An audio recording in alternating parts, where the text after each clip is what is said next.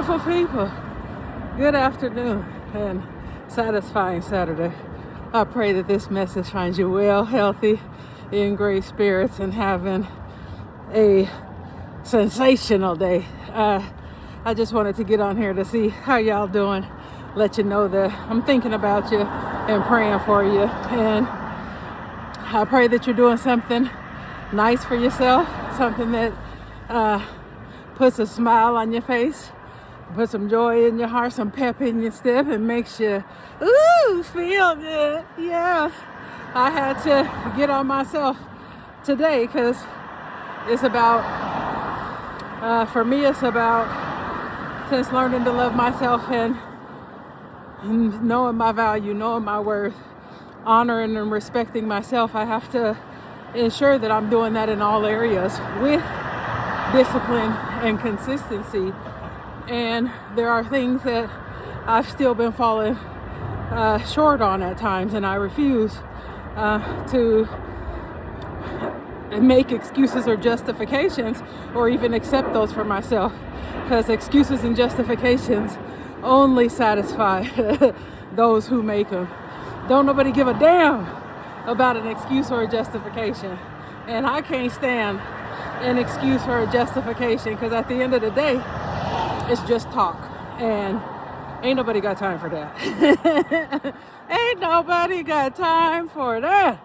So I tell myself every day that I'm home, like, I got to get on this exercise.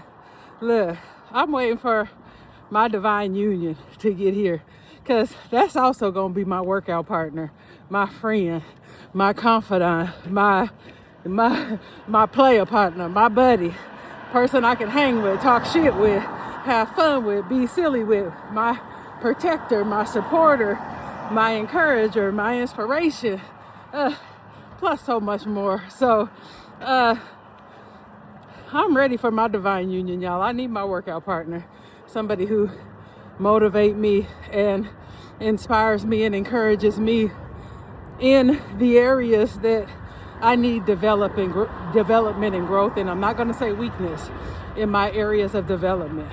So I'm changing the way that I speak to myself.